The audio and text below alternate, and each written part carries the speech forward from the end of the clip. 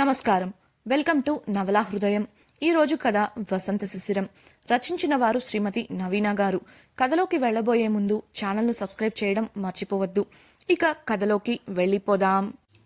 శిశిరను కలవడానికి కేఫ్కి వచ్చిన సౌమ్య శిశిర పుట్టినరోజని తెలిసి వాసు ఆమెతో ఉండకుండా వదిలేసి ఊరు వెళ్లడాన్ని పుల్లవిరుపుగా మాట్లాడుతుంది. ఆ మాటలు విన్న ఉమా నవ్వుతూ వాసు శిశిర కోసం చేసిన పనులన్నీ వివరించి ఆమె ముఖం మాడిపోయేలా చేస్తుంది. సౌమ్య ఏదో చేద్దామని రాగా ఇంకేదో జరిగేసరికి అక్కడి నుంచి వెళ్ళిపోతుంది. శిశిర ఉమలు కూడా ఇంటికి చేరుకున్నారు. ఇంటికి వెళ్లిన ఉమకు తాను ఉదయం మూలన విసిరికొట్టిన కిషోర్ చొక్కా కనిపించి, నేను ఈ చొక్కా ఉతకాలా? ఎంత ధైర్యం ఉంటే నాకే ఈ పని చెప్తాడు? వీడి చొక్కాని ఇప్పుడేం చేస్తానో చూడు అని అనుకుంటూ చొక్కాని గాలిలోకి పట్టుకొని చూస్తుంటే అక్కడికి వచ్చిన శిశిర పిచ్చి పిచ్చిగా ఆలోచించకుండా తీసుకెళ్లి దాన్ని వాషింగ్ మిషన్లో వేయి అని అనడంతో కుదరనే కుదరదు తేల్చి చెప్పేసింది ఉమ. శిశిర ఉమ తలపై చిన్నగా మొట్టి, మనకు అన్నయ్య ఎంత సాయం చేశారు, అలాంటి వాణ్ణి మీద కంపెనీలు కొట్టింది కాక నోటికొచ్చినట్లు మాట్లాడావు. నోరు మూసుకొని ముందు వెళ్ళి ఆ చొక్కా ఉతకడానికి వెయ్యి కోపంగా చెప్పడంతో, వాడు మనకి ఎంత సాయం చేశాడు? అసలైనా ఏం చేశాడేంటి? వెదవ కోతి ముఖం వాడును చిరాకుగా అన్న ఉమ వంక పదునైన చూపులు వదిలింది శిశిర. మరుక్షణం ఉమ నోరు మూతపడగా శిశిర మాట్లాడుతూ, వాగుతావే, ఇలా కాక ఇంకెలా మాట్లాడతావు? సరైన సమయానికి స్పందించి నువ్వు పోలీస్ స్టేషన్కి వెళ్లకుండా కనీసం జీప్ కూడా ఎక్కకుండా చేశాడు కదా. సమస్య తీరే వరకు ఇక్కడే ఉండి అన్ని విధాలా సాయం చేశాడు కదా. ఇలా కాకపోతే ఇంకెలా మాట్లాడతావులే అని వెటకారంగా అంటుంటే ఆ మాటలు అర్థం కాక అయోమయంగా ముఖం పెట్టింది ఉమ. ఎందుకంటే డ్రగ్స్ కేసు విషయంలో శిశిర చెప్తున్నట్లు తనకు సాయం చేసింది, దగ్గరుండి సరిగ్గా ఇన్వెస్టిగేట్ చేసి సమస్య తీరేలా చేసింది నందన్ స్నేహితుడు అరవింద్. అలాంటిది కిషోర్ సాయం చేశాడని శిశిర అనడం ఆమెకు అంతా గందరగోళంగా ఉంది. గొంతు పెగిల్చుకొని, ఏం మాట్లాడుతున్నావు శిశిర నువ్వు? ఆ రోజు మనకు సాయం చేసింది నందన్ గారి ఫ్రెండ్ అరవింద్ కదా అని అడగగా, అసలు ఆయన సమయానికి తీసుకొచ్చిందే కిషోర్ అన్నయ్య. ఇక్కడే ఉంటూ బ్యాక్గ్రౌండ్లో ఇన్వెస్టిగేషన్కి ఎంతలా సాయం చేశాడో తెలుసా? ఇక్కడ ఏం జరుగుతుందో అని నేను అక్కడ ఉండి టెన్షన్ పడుతుంటే స్వయంగా లైవ్ అంతా వీడియో కాల్ ద్వారా చూపించాడు. ప్రతి నిమిషం అప్డేట్ ఇస్తూ నిన్ను స్టేషన్కి తీసుకెళ్లకుండా చేయాలని ఇన్వెస్టిగేషన్ త్వరగా జరిగేలా చేశాడు. ఇంత చేస్తే కనీసం కృతజ్ఞత కూడా లేకుండా ప్రవర్తించావు ఇవాళ అసహనంగా అనేసి వంటగదిలోకి వెళ్ళింది శిశిర. శిశిర మాటలన్నీ బుర్రలో తిరుగుతుంటే ఆ రోజు పోలీసులు వచ్చినప్పటి దృశ్యాలు జరిగినవి అంతా గుర్తు చేసుకుంది ఉమ. అరవింద్ పక్కన ఒక ముసుగు వ్యక్తి ఉండటం గుర్తొచ్చి, అంటే ఆ ముసుగు వ్యక్తి కిషోరా అని అనుకోగానే కాళ్ల కింద భూమి కదిలినట్లు అనిపించింది. శిశిర విషయమై హైదరాబాద్లో జరిగిన దానికి కంపెనీ వాళ్ళ నిర్లక్ష్యం కూడా కారణమని, కిషోర్ ఆ కంపెనీ వాడే కాబట్టి అతడిపై కోపం పెంచుకుంది ఉమ. అలాంటిది అతడే తన విషయంలో చాలా సాయం చేశాడని తెలిసాక తనపై తనకే కోపం వచ్చింది. వెంటనే శిశిర దగ్గరకు వెళ్ళి, సారీ శిశిర, నాకు ఇదంతా నిజంగా తెలీదు. తెలిస్తే ఇలా ప్రవర్తిస్తానా? ఏదో వాళ్ళు నిర్లక్ష్యంగా ఉండబట్టే నీపై దాడి జరిగిందన్న కోపంతో అలా మాట్లాడాను. ఆ రోజు ముసుగులో ఉంది కిషోర్ అని నిజంగా నాకు తెలీదు, ప్రామిస్ అని తలపై చెయ్యి పెట్టి చెప్తూ బ్రతిమిలాడింది ఉమ. శిశిర ఎంత కోపం ఉంటే మాత్రం మరీ ఇలానా ప్రవర్తించేది? అన్నయ్య మంచివారు కాబట్టి సరిపోయింది. ఇదే ఇంకెవరైనా అయ్యుంటే ఈ పాటికి ఏం చేసుంటారో నువ్వే ఊహించుకో అని కోపంగా అరుస్తుంటే ఉమ, అయినా ముసుగు వేసుకోమని ఎవరు చెప్పారు? కింద నుండి పై వరకు కనిపించకుండా కప్పుకుంటే ఎలా గుర్తుపడతారేంటి? గొణిగింది. చాలే, ఇంకా ముందు ఆ షర్ట్ ఉతికి ఈసారి కలిసినప్పుడు సారీ చెప్పు. ఆ రోజు సాయం చేసినందుకు కూడా థ్యాంక్స్ చెప్పు అని శిశిర అంటుంటే, అలాగే మహారాణి, తమరి ఆజ్ఞ అంటూ వంగి నమస్కరించింది ఉమ.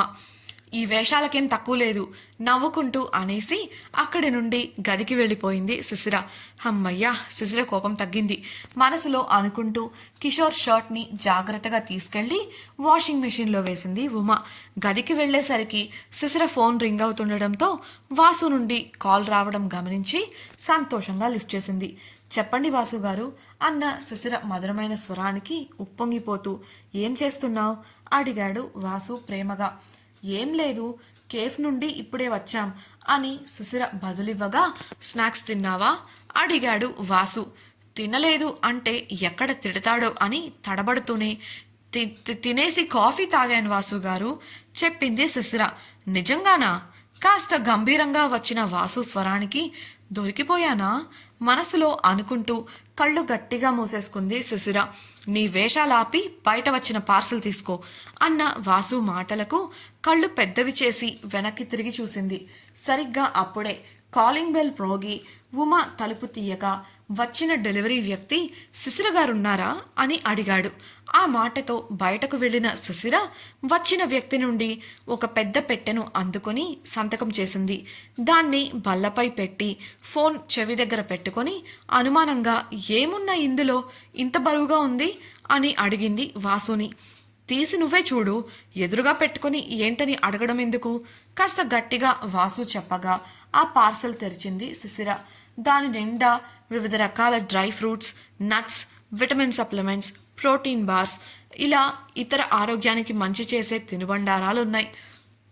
వామ్మో, ఇన్నా అని శిశిర అనుకుంటుండగానే నీ ఎగ్జామ్స్ అయ్యేలోపు ఇవన్నీ ఖాళీ కావాలి, ఒక్కటి మిగిలిన ఊరుకోను. ఫోన్లో నుంచి వచ్చిన వాసు స్వరానికి బిక్కముఖం వేసింది శిశిర. ఏడుపు గొంతుతో, ఇది మరీ ఎక్కువగా అనిపించట్లేదా మీకు? ఇన్ని మనిషి అన్నవాడు ఎవడైనా తింటాడా? అది కూడా 20 రోజుల్లో పూర్తి చేయాలంటే ఎలా వాసు గారు అని వాసుని అడిగింది శిశిర. అదంతా నాకు అనవసరం, నువ్వేం చేస్తావో నాకు తెలీదు, అన్నీ నువ్వే తిని తీర్చాలి.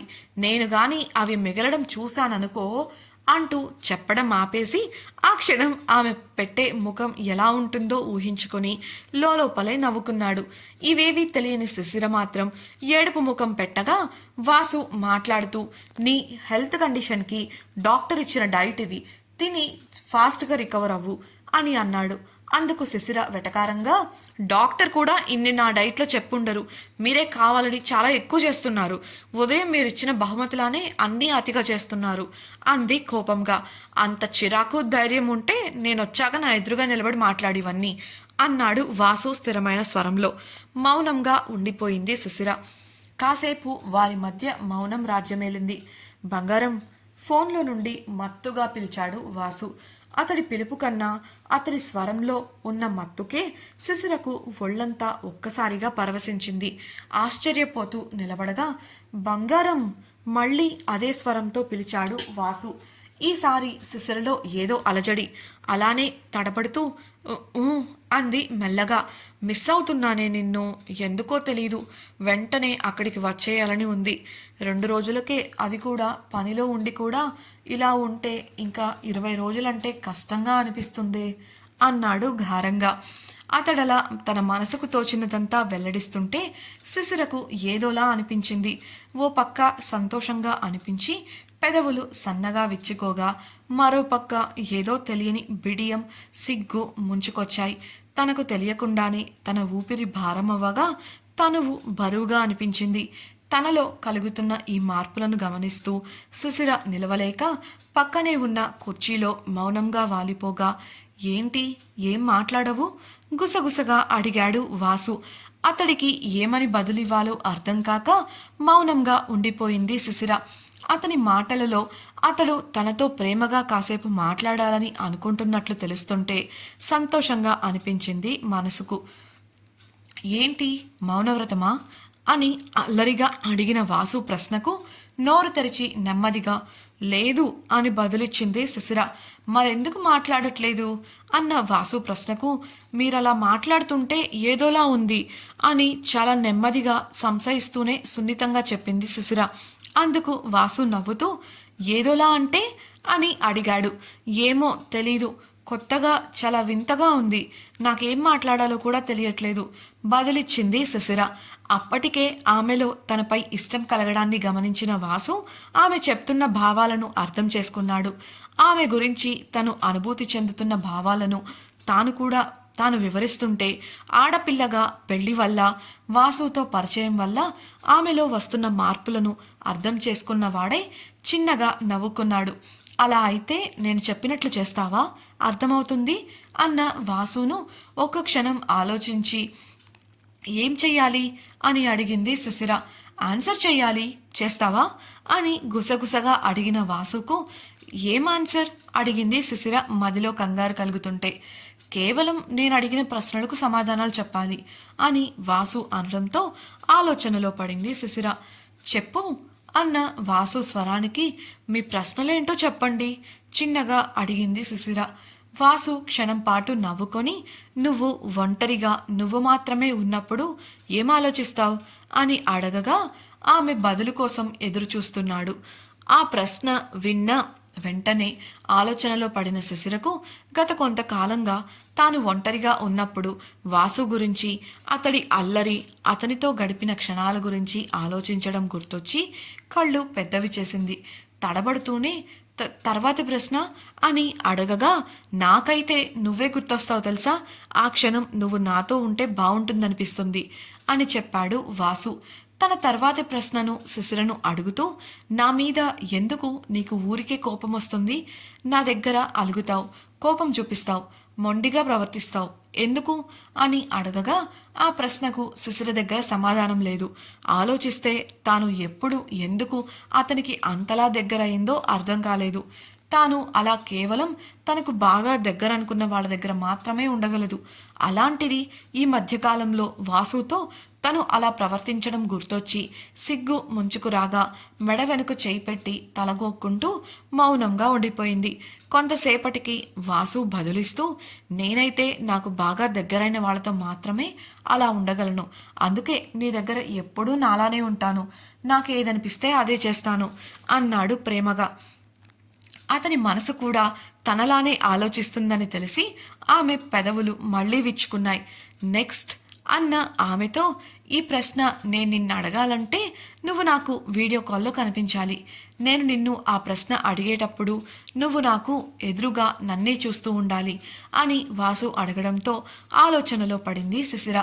కేవలం తనను చూస్తూనే అడగాలి అన్న వాసు ప్రశ్న ఏమై ఉంటుందా అని బుర్రకు పనిపెట్టింది. కానీ ఎంతసేపటికి తట్టలేదు. ఆ ప్రశ్న ఏంటో తెలుసుకోవాలని ఆసక్తిగా ఉండగా సరే సిగ్గుపడుతూనే మెల్లిగా చెప్పింది శిశిర. వెంటనే ఉత్సాహంగా వీడియో కాల్ చేశాడు వాసు.